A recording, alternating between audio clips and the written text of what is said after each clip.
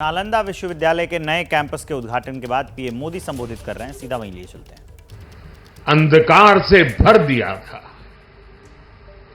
अब इसकी पुनर्स्थापना भारत के स्वर्णिम युग की शुरुआत करने जा रहा है। साथियों, अपने प्राचीन अवशेषों के समीप नालंदा का नवजागरण, ये नया कैंपस विश्व को भारत के सामर्थ्य का परिचय देगा। नालंदा बताएगा, जो राष्ट्र मजबूत मानवीय मूल्यों पर खड़े होते हैं, वो राष्ट्र इतिहास को पुनर्जीवित करके बेहतर भविष्य की नींव रखना जानते हैं। और साथियों, नालंदा केवल भारत के ही अतीत का पुनर्जागरण नहीं है, इसमें विश्व के, एशिया के कितने ही देशों की विरासत जुड़ी हुई है। एक यूनिवर्सिटी कैंपस के इनॉग्रेशन में इतने देशों का उपस्थित होना, यह अपने आप में अभूतपूर्व है। नालंदा यूनिवर्सिटी के पुनर्निर्माण में हमारे साथी देशों की भागीदारी भी रही है।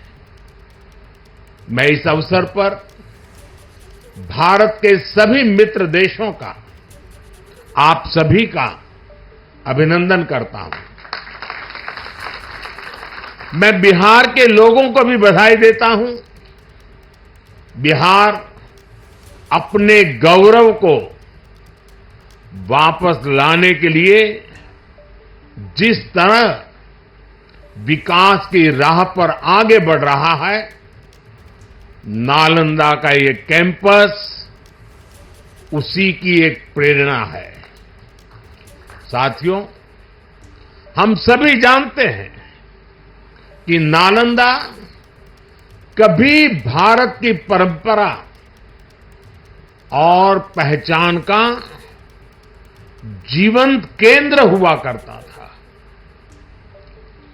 नालंदा का अर्थ है न अलम ददाति इति नालंदा, अर्थात जहां शिक्षा का, ज्ञान के दान का अविरल प्रवाह हो। शिक्षा को लेकर, एजुकेशन को लेकर यही भारत की सोच रही है।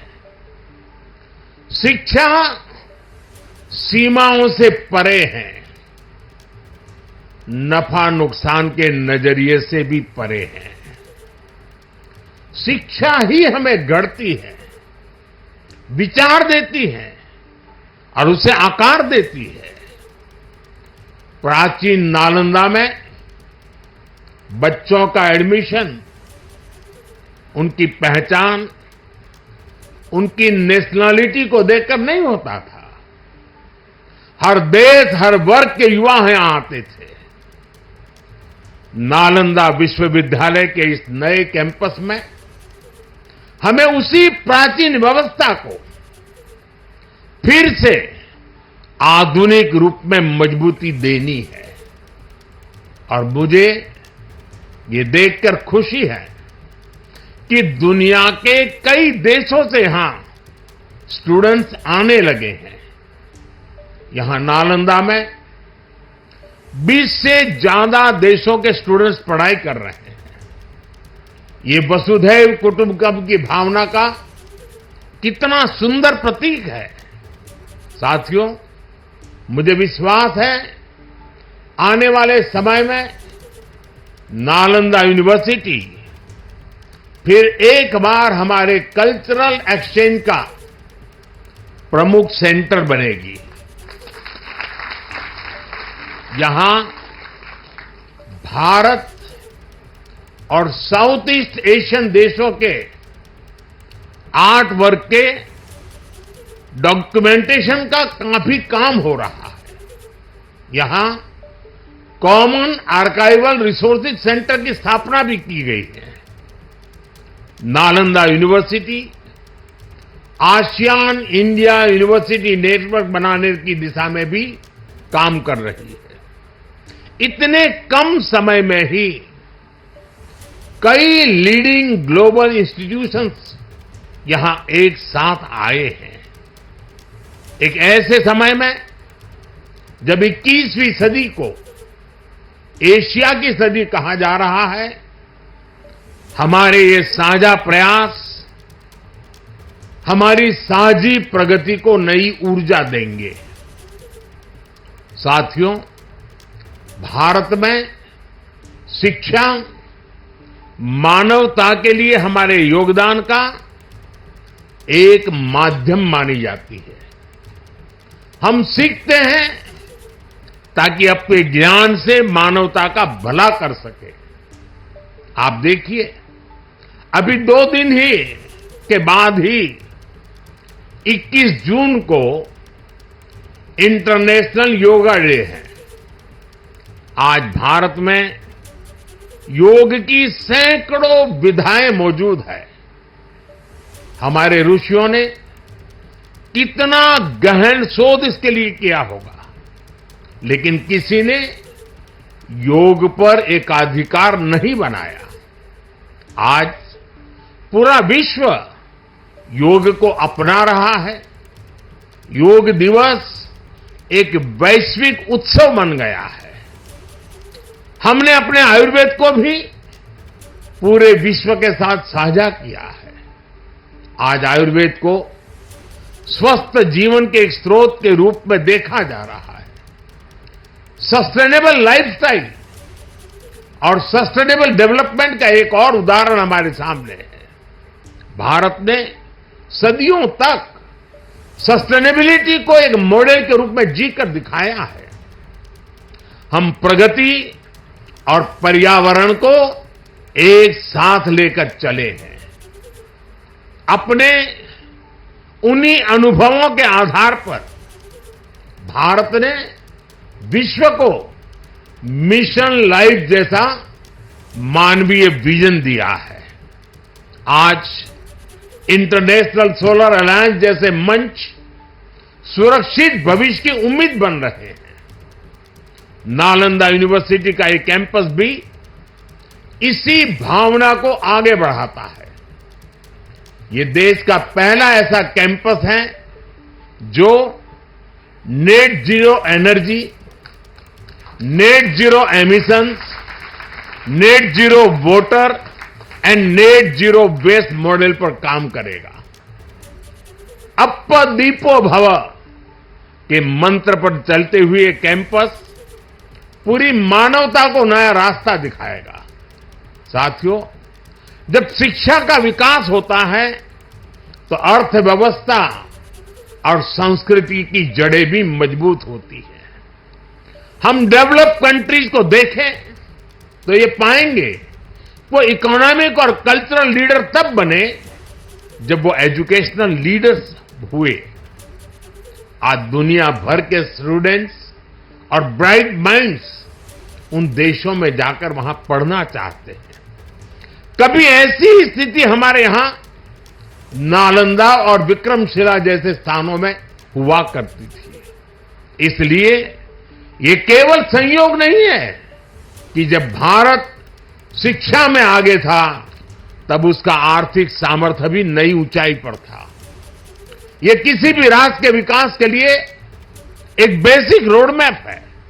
इसलिए 2047 तक विकसित होने के लक्ष्य पर काम कर रहा भारत इसके लिए अपने एजुकेशन सेक्टर को उसका कायाकल्प कर रहा है। मेरा मिशन है कि भारत दुनिया के लिए शिक्षा और ज्ञान का केंद्र बने। मेरा मिशन है भारत की पहचान फिर से दुनिया के सबसे प्रोमिनेंट नॉलेज सेंटर के रूप में उभरे और इसके लिए भारत आज बहुत कम उम्र से ही अपने स्टूडेंट्स को इनोवेशन की स्पिरिट से जोड़ रहा है। आज एक तरफ 1 करोड़ से ज्यादा बच्चों को अटल टिंकरिंग लैब में लेटेस्ट टेक्नोलॉजी के एक्सपोजर का लाभ मिल रहा है, वहीं दूसरी ओर चंद्रयान और गगनयान जैसे मिशन स्टूडेंट्स में साइंस के प्रति रुचि बढ़ा रहे हैं।